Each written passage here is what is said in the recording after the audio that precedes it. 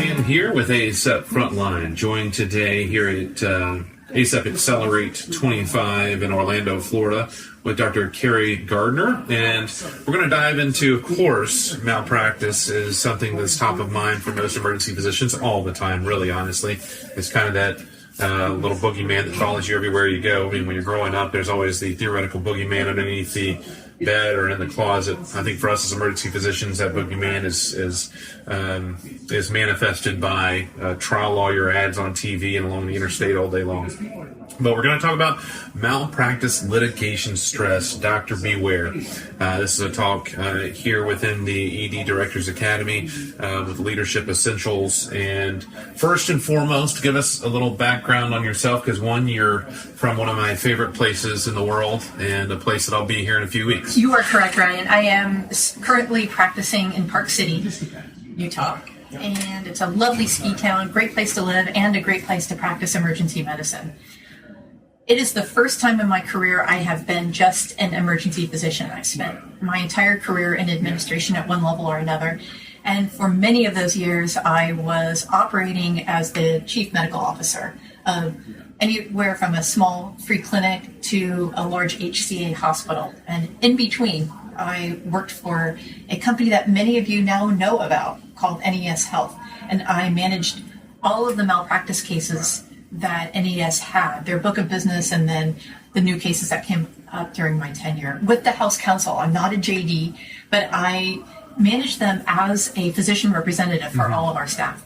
That's interesting, because actually when I was with our mid-sized group that I started with in Kentucky, I reviewed a lot of the lawsuits and on merit and things like that. And of course, the interesting aspect of that is you review it and you say absolutely nothing the physician did was wrong. There was no delay. There was no misdiagnosis. There was nothing. It's zero.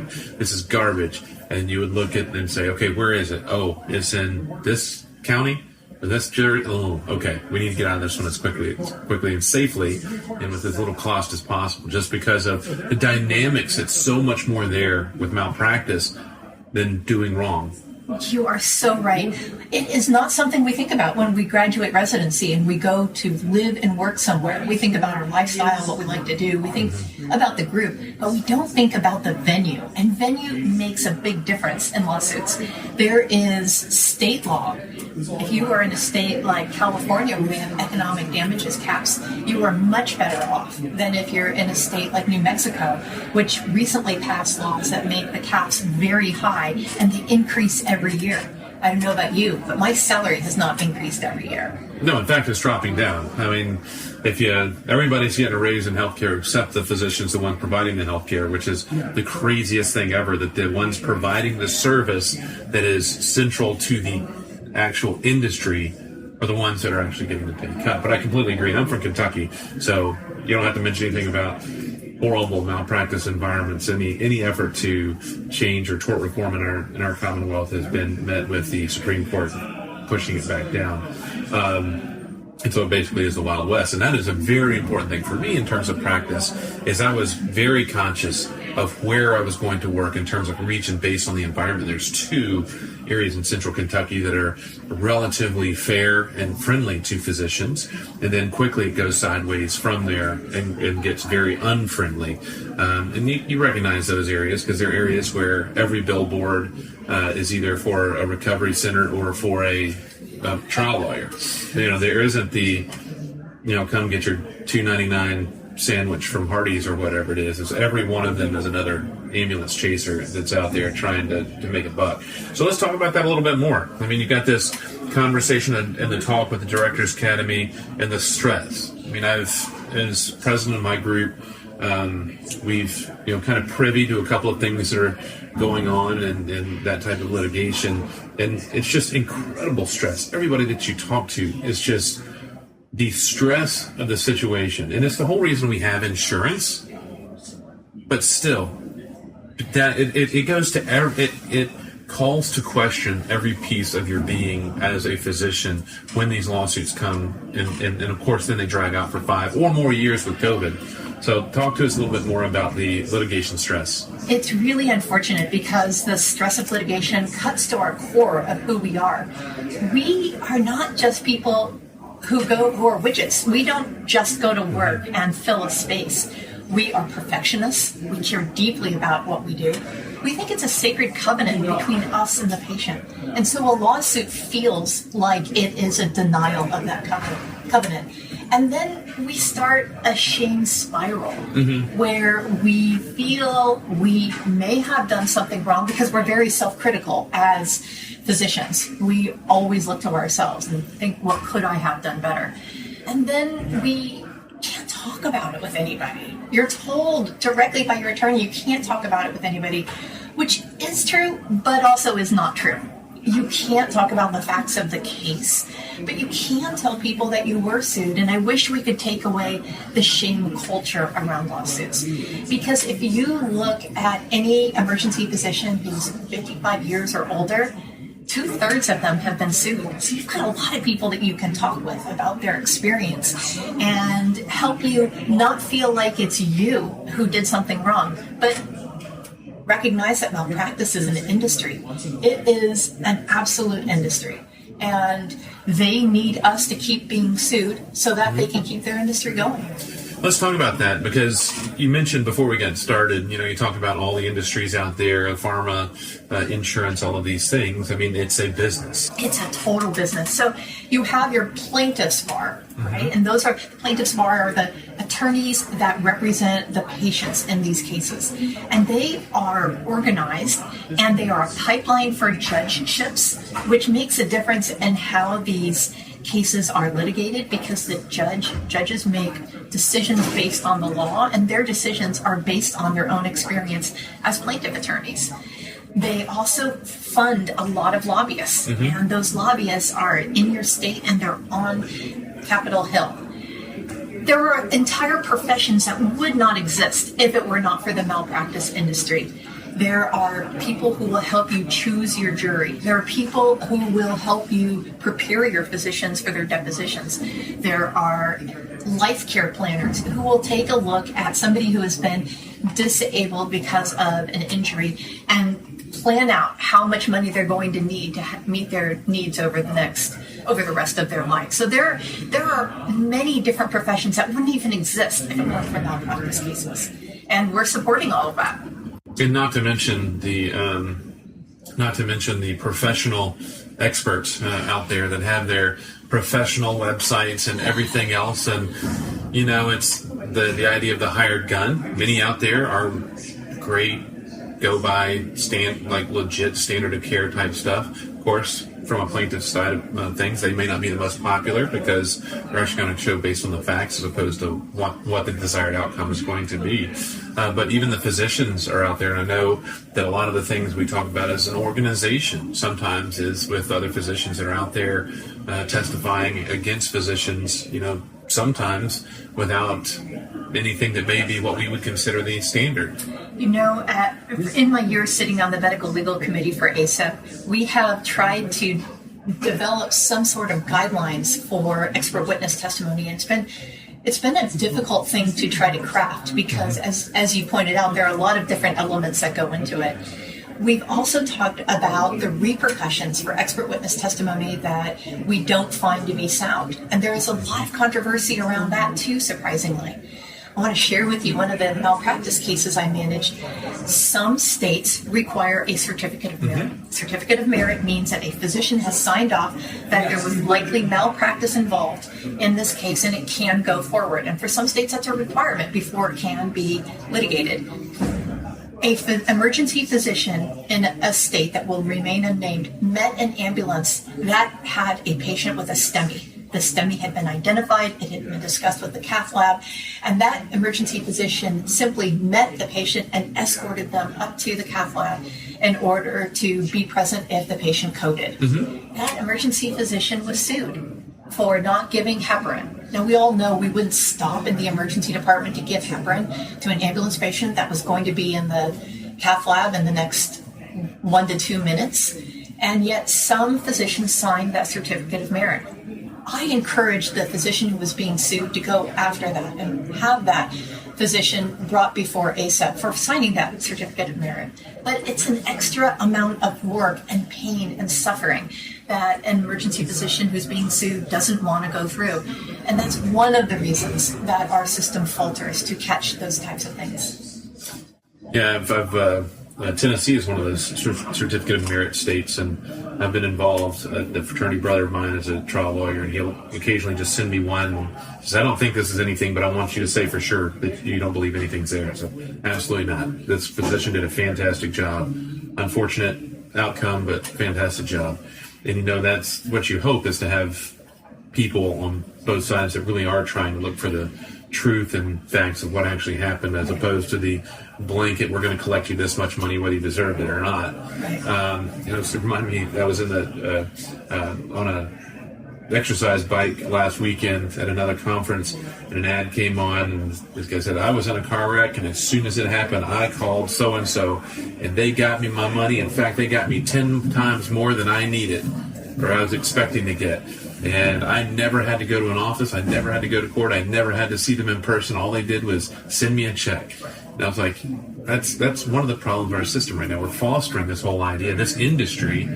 We're putting it up for sale, online. It's the direct consumer aspect of things. So how can physicians address, and it's going to happen. We know it's going to happen. As you mentioned, 2/3 over 55. The only positive indicator of a likelihood of a lawsuit is how many years you've been practicing and your age. And so the longer you're in this, the more likely it's going to happen. I'm 48 years old right now, knock on wood, but I'm getting that age where theoretically it should happen. And so as somebody who would probably hit me pretty darn hard, just because of the sense of self-worth and all that type of stuff, the way it would hit. What can physicians do to help protect themselves and to beware, as you mentioned in your talk, the Dr. Beware? Well, the first thing the main thing that I'm hoping people are coming away with is an inoculation against the shame spiral, because it is the cost of doing business. And what I would hope that people would think is a lawsuit is like an unpleasant business event. It's like that Christmas party where you have to go with the administrator that you don't really care for and smile and be nice. I'm hoping that we can really get into that mindset.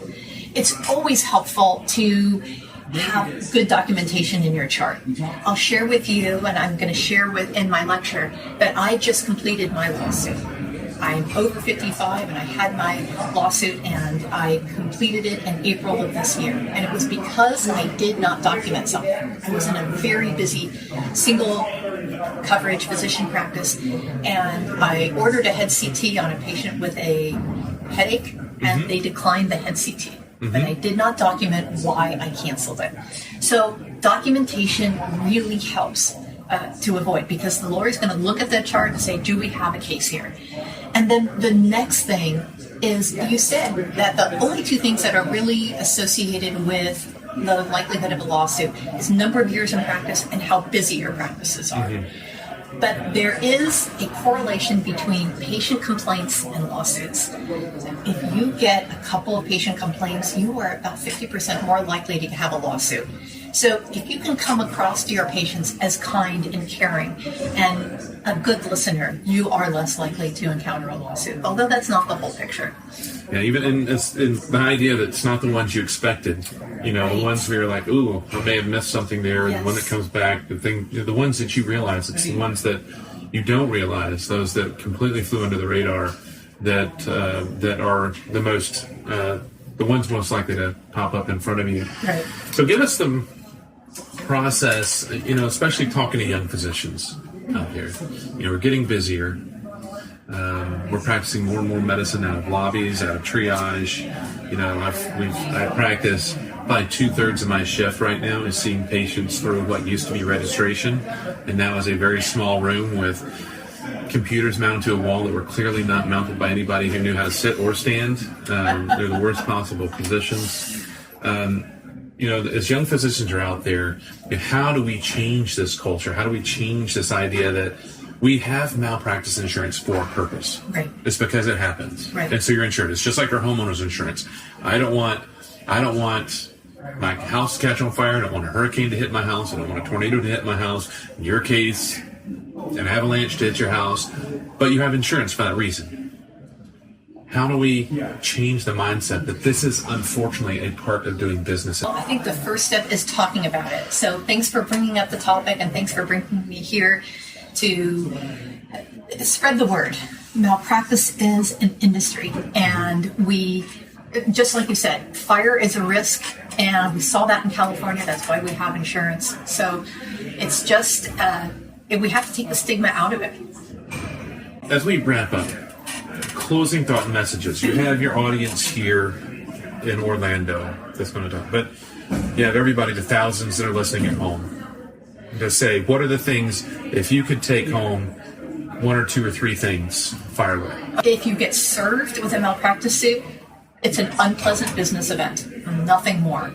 You can talk about it. You can't talk about the details of the case, but you can talk about it with the people at work and with your director. You can talk about it fairly broadly. Just don't talk about the specifics that could get you into trouble. Also, stay up to date. Make sure you know what you are, make sure you know about your specialty. I defended a physician who was in a rural location, and unfortunately, it sounds like you might work somewhere a little bit rural, but unfortunately, the more rural you are, the more you have to know. And I've spent a lot of my career in very rural places. So I defended a physician who had a failed pediatric intubation. And the physician could not show any effort to have practiced pediatric intubations. Cricothyrotomy, I've never done one in real life, but I do go to the ACEP courses to practice those procedures, and I do review the videos that are online every so often so that I feel like I am current in my procedural practice. And then, of course, the documentation is key. You want to not just document your differential diagnosis. We use a lot of templates today. They're actually not very helpful. What you really want to document are the events as they took place. And you really need to look for that smoking gun in the nurse's notes. I have defended several physicians who said one thing in their note and the nurse's note said something else. And anytime there's a discrepancy, it's a problem.